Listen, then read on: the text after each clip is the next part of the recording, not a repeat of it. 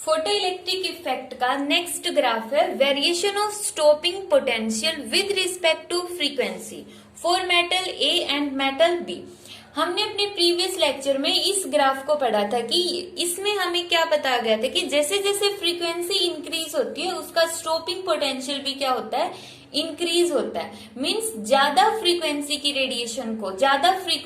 Radiation जब भी metal पर फॉल होगी उनकी वजह से जो इलेक्ट्रॉन निकलेंगे तो उन इलेक्ट्रॉन को स्टॉप करने के लिए हमें ज्यादा स्टॉपिंग पोटेंशियल की रिक्वायरमेंट होगी।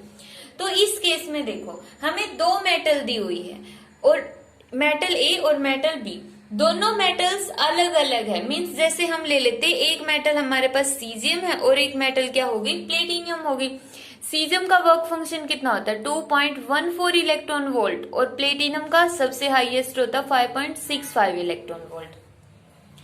अब वर्क फंक्शन का मतलब क्या होता है, H new not. Work function को हम रिप्रेजेंट करते हैं फाई नोट से, जो किसके इक्वल होता है, एच न्यू नॉट के इक्वल होता है। ज्यादा वर्क फंक्शन मतलब उसकी ज्यादा थ्रेशोल्ड फ्रीक्वेंसी, क्योंकि एच तो क्या प्लैंक्स कांस्टेंट जो सभी के लिए क्या है, सेम रहता है। तो यहाँ पर प्लेटिनम का वर्क फंक्शन ज्यादा है, तो इसका मतलब प्लेटिनम की जो थ्रेशोल्ड फ्रीक्वेंसी है वो भी क्या होगी, ज्यादा होगी। अब अगर हम चाहते हैं यहां से इलेक्ट्रॉन का एमिशन हो तो उसके लिए सबसे कंपलसरी कंडीशन तो क्या है, थ्रेशोल्ड फ्रीक्वेंसी। तो ग्राफ जो शुरू होगा वो थ्रेशोल्ड फ्रीक्वेंसी से शुरू होगा, जीरो से शुरू नहीं होगा। क्योंकि अगर फ्रीक्वेंसी ऑफ रेडिएशन, जो रेडिएशन हम मेटल पर फॉल कर रहे हैं, अगर उसकी फ्रीक्वेंसी जीरो है फिर तो इलेक्ट्रॉन का एमिशन पॉसिबल ही नहीं है। जो रेडिएशन हम फॉल करवा रहे उनकी frequency greater than equal to होनी चाहिए थ्रेशोल्ड फ्रीक्वेंसी के। मान लेते हैं ये है मेटल ए और ये है मेटल बी, तो यहाँ पे मेटल ए का वर्क फंक्शन कम है, बी के कंपैरिजन में वर्क फंक्शन कम है। वर्क फंक्शन कम है तो उसकी थ्रेशोल्ड फ्रीक्वेंसी भी कम होगी। यहाँ पर होगी मेटल ए की वर्क फंक्शन की थ्रेशोल्ड फ्रीक्वेंसी। उसके बाद जैसे जैसे हम फ्रीक्वेंसी बढ़ाएंगे, अब हमें पता है कि जो ग्राफ हमने पढ़ा था ये, कि ग्राफ के अंदर जैसे जैसे फ्रीक्वेंसी बढ़ेगी उसका थ्रेशोल्ड पोटेंशियल भी बढ़ेगा। तो ग्राफ आ गया बिल्कुल सीधी लाइन। ये तो है मेटल ए के लिए। और मेटल बी का वर्क फंक्शन ज्यादा मतलब उसकी थ्रेशोल्ड फ्रीक्वेंसी भी ज्यादा, तो ग्राफ यहां से शुरू होगा। अब उसके बाद जितनी बड़ी फ्रीक्वेंसी होगी, जितनी हायर फ्रीक्वेंसी होगी, उतना ही स्टॉपिंग पोटेंशियल क्या होगा, ग्रेटर होगा, उतना ही स्टॉपिंग पोटेंशियल बड़ा होगा। जितनी ज्यादा फ्रीक्वेंसी मतलब उतनी ही इलेक्ट्रॉन के पास एनर्जी ज्यादा है। हमने ये इक्वेशन पढ़ी थी, half mv² is equal to EV naught. यहाँ पे V नॉट स्टॉपिंग पोटेंशियल था और ये इसकी इलेक्ट्रॉन्स की काइनेटिक एनर्जी। तो ज्यादा फ्रीक्वेंसी मतलब कि इलेक्ट्रॉन की ज्यादा काइनेटिक एनर्जी, और ज्यादा काइनेटिक एनर्जी मतलब उसका थ्रेशोल्ड पोटेंशियल भी ज्यादा हो गया। तो जितनी ज्यादा फ्रीक्वेंसी होगी उतना ही स्टॉपिंग पोटेंशियल ज्यादा होगा। तो ये वाला ग्राफ फिर से इस तरह से इंक्रीज होगा, लीनियरली स्ट्रेट लाइन में इंक्रीज होगा। ये आ गया मेटल बी के लिए। इसको हमने मान लिया थ्रेशोल्ड फ्रीक्वेंसी ए की और ये होगी थ्रेशोल्ड फ्रीक्वेंसी बी के केस में। अब आइंस्टीन की जो फोटो इलेक्ट्रिक इक्वेशन थी, आइंस्टीन फोटो इलेक्ट्रिक इक्वेशन, वो क्या थी, h nu is equal to work function plus उसकी काइनेटिक एनर्जी। अब काइनेटिक एनर्जी की बजाय हम यहाँ पे पुट कर सकते हैं EV नॉट, प्रीवियस लेक्चर में हमने स्टडी कर लिया, और यहाँ पे क्या हो गई, एच न्यू। अब यहाँ पर देखो एक तरफ तो है स्टॉपिंग पोटेंशियल और दूसरी तरफ है फ्रीक्वेंसी ऑफ रेडिएशंस। तो स्टॉपिंग पोटेंशियल को एक तरफ रखो और थ्रेशोल्ड फ्रीक्वेंसी या वर्क फंक्शन को लेफ्ट साइड में ले आओ। ये आ गया। यहां से सिर्फ हमें क्या चाहिए, स्टॉपिंग पोटेंशियल चाहिए, तो स्टॉपिंग पोटेंशियल रखो ओनली। ई को भी इस साइड ले आओ, तो ये क्या हो गया, H डिवाइड बाई ई और वर्क फंक्शन डिवाइड बाई ई। अब ये क्या, ग्राफ एक स्ट्रेट लाइन है, बिल्कुल सीधी लाइन है, और स्ट्रेट लाइन की इक्वेशन क्या होती है, y is equal to mx plus c।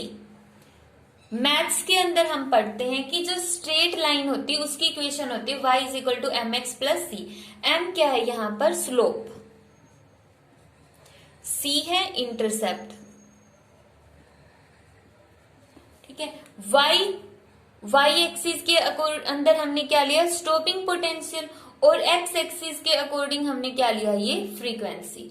तो यहाँ पे दोनों को कंपेयर करो, कंपेयरिंग बोथ इक्वेशंस, ये वाली इक्वेशन और ये वाली इक्वेशन। जब हमने कंपेयर किया तो हमारे पास स्लोप की वैल्यू कितनी आई, स्लोप आ गया m is equal to h divide by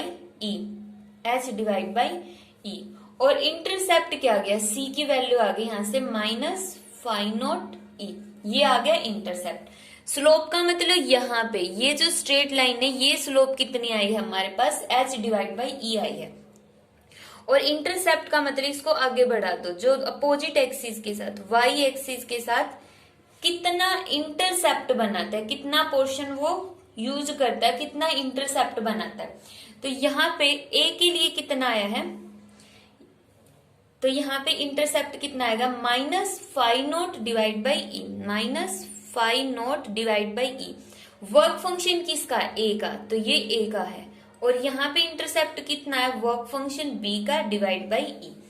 तो ये था नेक्स्ट ग्राफ। इसमें सिर्फ हमने क्या किया है, फ्रीक्वेंसी ऑफ रेडिएशन की, जैसे जैसे हम फ्रीक्वेंसी इंक्रीज करते हैं रेडिएशंस की, पहले न्यू1 थी, फिर हमने इंक्रीज करके न्यू2 कर दी, फिर न्यू3 कर दी, अगर और इंक्रीज करना है न्यू4 कर दो। अगर फ्रीक्वेंसी बढ़ेगी तो जो इलेक्ट्रॉन निकल रहे हैं उनकी काइनेटिक एनर्जी बढ़ेगी। अगर काइनेटिक एनर्जी बढ़ेगी तो उनको रोकने के लिए स्टॉपिंग पोटेंशियल की वैल्यू भी बढ़ेगी, ठीक है। स्टॉपिंग पोटेंशियल की वैल्यू भी क्या हो जाएगी, बढ़ती जाएगी। अगर हायर फ्रीक्वेंसी है तो स्टॉपिंग पोटेंशियल की वैल्यू भी क्या होती है, हाई होती है। कम फ्रीक्वेंसी है तो स्टॉपिंग पोटेंशियल की वैल्यू भी क्या रहेगी, कम रहेगी। तो ये हमने ग्राफ स्टडी किया।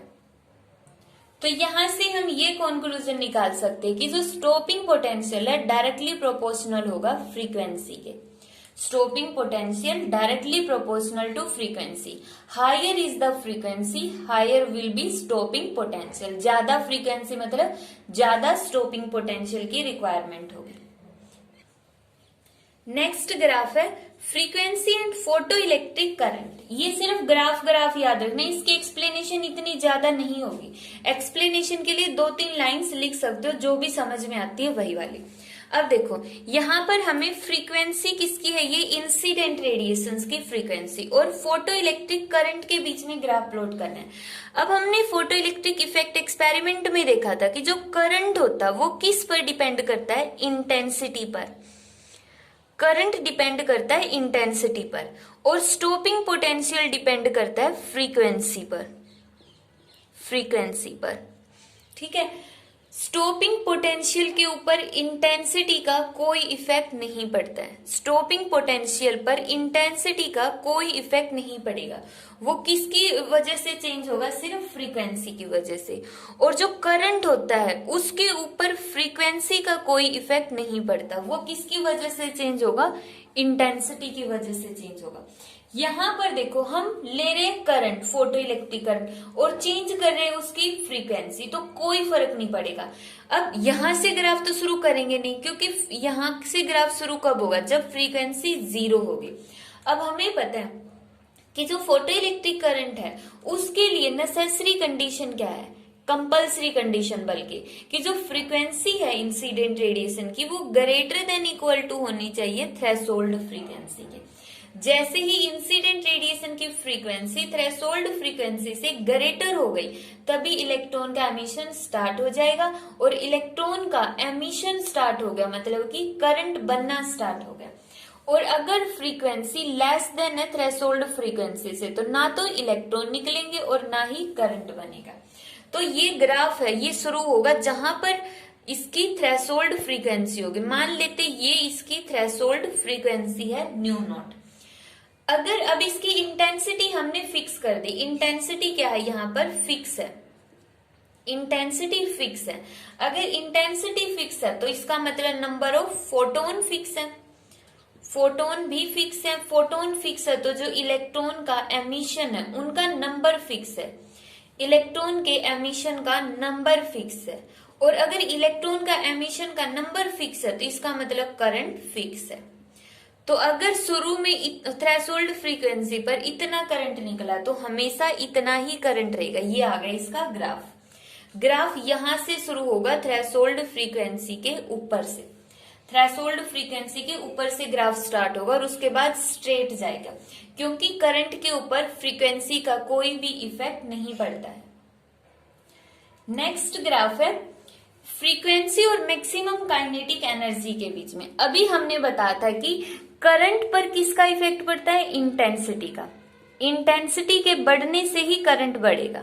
और स्टॉपिंग पोटेंशियल पर इफेक्ट पड़ेगा उसकी फ्रीक्वेंसी का।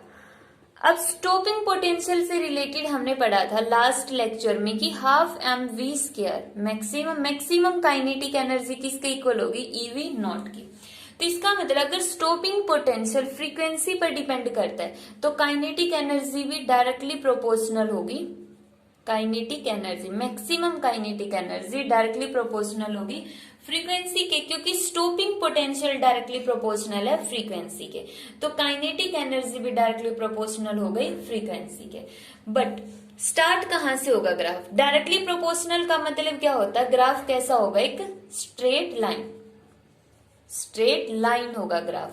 बट स्टार्ट कहां से होगा, थ्रेशोल्ड फ्रीक्वेंसी से।